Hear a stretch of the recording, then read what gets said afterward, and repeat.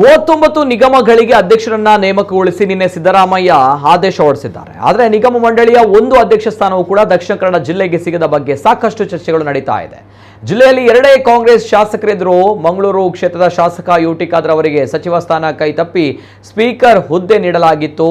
ಇನ್ನು ಪುತ್ತೂರು ಶಾಸಕ ಇದೇ ಮೊದಲ ಬಾರಿಗೆ ಶಾಸಕರಾಗಿರುವ ಕಾರಣ ಸಹಜವಾಗಿಯೇ ಸಚಿವ ಸ್ಥಾನ ನೀಡಿರಲಿಲ್ಲ. ಹೀಗಾಗಿ ಸದ್ಯಕ್ಕೆ ಜಿಲ್ಲೆಗೆ ಒಂದೇ ಕಾಂಗ್ರೆಸ್ ಶಾಸಕರಾಗಿರುವ ಕಾರಣ ಅಶೋಕ್ ರೈ ಅವರಿಗೆ ಕನಿಷ್ಠ ಸಂಪುಟ ದರ್ಜೆಯ ಸ್ಥಾನಮಾನ ಇರುವ ನಿಗಮ ಮಂಡಳಿ ಅಧ್ಯಕ್ಷ ಸ್ಥಾನ ಸಿಗಬಹುದು ಎಂಬ ನಿರೀಕ್ಷೆ ನೀಡಲಾಗಿತ್ತು.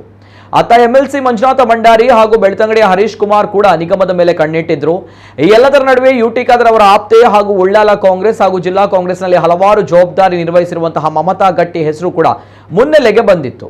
ಎಐಸಿಸಿಯಲ್ಲಿ ಮಮತಾ ಗಟ್ಟಿ ಹೆಸರು ಪ್ರಸ್ತಾಪವಾಗಿ ಎಐಸಿಸಿ ಪ್ರಧಾನ ಕಾರ್ಯದರ್ಶಿ ಕೆಸಿ ವೇಣುಗೋಪಾಲ್ ಬಿಡುಗಡೆ ಮಾಡಿದಂತಹ ಪಟ್ಟಿಯಲ್ಲೂ ಕೂಡ ಮಮತಾ ಗಟ್ಟಿ ಹೆಸರು 22ನೇ ಸ್ಥಾನದಲ್ಲಿತ್ತು. ಆದರೆ ನಿಗಮ ಮಂಡಳಿಯ ಅಧ್ಯಕ್ಷ ಸ್ಥಾನವನ್ನು ಅಧಿಕೃತವಾಗಿ ಘೋಷಿಸಿದಾಗ ಮಮತಾ ಗಟ್ಟಿ ಹೆಸರು ನಾಪತ್ತೆಯಾಗಿದೆ. ಹಾಗಿದ್ರೆ ಸಿಎಂ ಸಿದ್ದರಾಮಯ್ಯ ಕೊನೆ ಕ್ಷಣದಲ್ಲಿ ಎಐಸಿಸಿ ನೀಡಿದ ಪಟ್ಟಿಯಲ್ಲಿ ಬದಲಾವಣೆ ಮಾಡಿದ್ದಾರಾ ಅನ್ನೋ ಅನುಮಾನ ಕಾದಿದೆ. ಈ ಬಗ್ಗೆ ಜಿಲ್ಲಾ ಕಾಂಗ್ರೆಸ್ ವಲಯದಲ್ಲಿ ಸಾಕಷ್ಟು ಚರ್ಚೆಗಳು ಆರಂಭವಾಗಿದ್ದು, ಕನಿಷ್ಠ ಒಂದು ನಿಗಮವನ್ನಾದರೂ ಕೂಡ ಜಿಲ್ಲೆಯ ನಾಯಕರಿಗೆ ನೀಡಬೇಕಿತ್ತು ಎಂಬ ಮಾತುಗಳು ಕೇಳಿ ಬರ್ತಾ ಇದೆ.